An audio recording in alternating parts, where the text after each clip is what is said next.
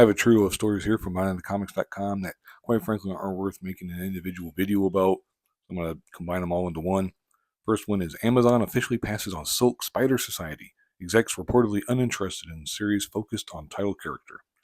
In yet another blow to their misguided attempt to launch a Spider-Man cinematic universe without Spider-Man, Sony's Silk Spider Society will no longer be moving forward at Amazon.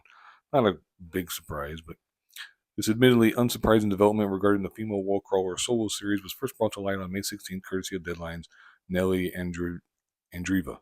Relaying information provided to her by inside sources, she revealed that Cindy Moon was no longer set to sling webs at Amazon, but also the description was made just days before the company's 2024 upfront presentation earlier this week. At current, the exact reasons why Amazon has passed have not been publicly disclosed. It's likely that the series' tumultuous 5-year development cycle played a significant part in its eventual cancellation. Since its announcement in 2019, Silk, whose greenlit was script-dependent, has gone through at least 3 versions, I hear. One of them involved a request for showrunner Angela Kang and her writing team to reconfigure the show so it was not hanging so heavily on the central character of Silk. It's never a good thing.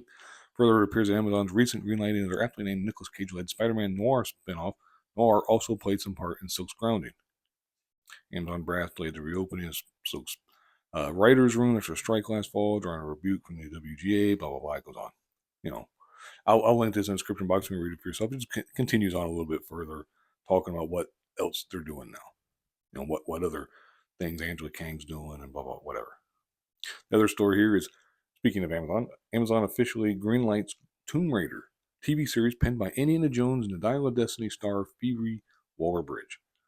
Why in the hell? You're canceling the Silk Spider Society show, which probably wasn't going to be any good anyway. But you're greenlighting this, But anyway, as if the recent attempts by current developer Crystal Dynamics will censor the Tomb Raider 1-3 remastered collection and distance the franchise from its colonialist origins hadn't already left fans utterly exhausted with the franchise's handling, Amazon's officially placed a series order for Indiana Jones and the Dial of Destiny star Phoebe Waller-Bridge's previously announced as in development live-action Tomb Raider treatment. The biggest problem I have with it, real quick, and I'll link this as well in the description box and read it for yourself, but Phoebe Waller-Bridge is not known for having good drama. She had that show Fleabag. She's done this. She's done the voice of I forget the name of the character in in Star Wars and stuff. That droid, I forget the name of it. But anyway, and of course the Indiana Jones thing. And she's not known for being someone who embraces real drama. It's more like, I don't want to call it absurdist, but it's not it's somewhat satirical, but it's also supposed to be funny and blah, blah, blah. That usual type of modern humor where it's kind of quippy, but not. And at the same time, maybe this is just my interpretation of her. Maybe my interpretation is completely wrong. But everything I've ever seen her in, she's trying to be funny, trying to be quippy, trying to be jokey.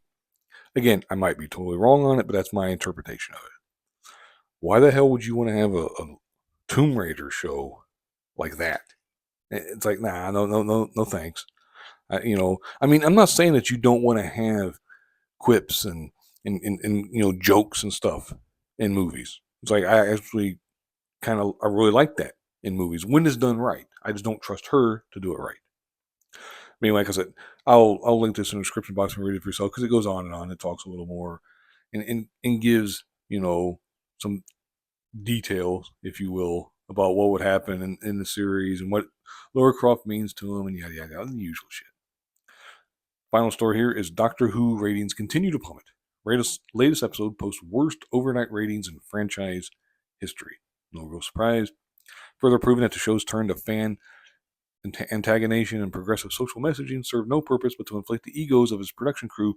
The overnight viewing numbers for the 3rd episode of Doctor Who's latest series have not only been confirmed as the worst of the 15th Doctor's run so far, but of the entire franchise overall. Per a report, later relayed, blah, blah, blah, it managed to pull in just 2.04 million viewers during its May 18th broadcast premiere on BBC One. First episode of returning showrunner Russell T. Davis's new series, Space Babies, debuted to 2.6 million overnight viewers, with those numbers falling to just 2.2 for the second episode. Boom's abysmal overnight numbers also confirm its spot as the series' worst performing episode overnight. beating out the previous low of 2.2 million posted by now former record holders, the aforementioned The Devil's Court and the Evil, in the 2022 Easter special, The Legend of the Sea Devils. While the BBC iPlayer streaming figures for the episode have yet to be released, given that those numbers only brought their preceding episode's final view counts to just 4.01 and 3.91 million, respectively, it's unlikely that they'll have any significant impact on Boom's ratings. Further, and speaking of just how rapidly interest in the series is declining among viewers, should be noted that the 15th Doctor's first full adventure, and the last one prior to the proper debut of Series 14, The Church on Ruby Road, managed to pull in a total of roughly 4.73 million overnight viewers during its Christmas Day premiere. Of course, as noted above, the show's crashing reception comes as no surprise given its cast and crew's insulting of fans who disagree with Davies' self-admitted decision to use the series as a platform for overt progressive messaging. Don't watch. Turn off the TV. Go and touch grass, please, for God's sake, is what Nkudi Gatwa said, the star of the show. When you tell people that, they're going to be like, okay, and then turn the TV on or turn a channel or whatever. It's the kind of thing where it's like, what do you expect people to do? When you say shit like that, that is the absolute worst thing you could possibly say. You can think it if that's what you really want. If that's how you really feel, you can think it, but you don't ever say it.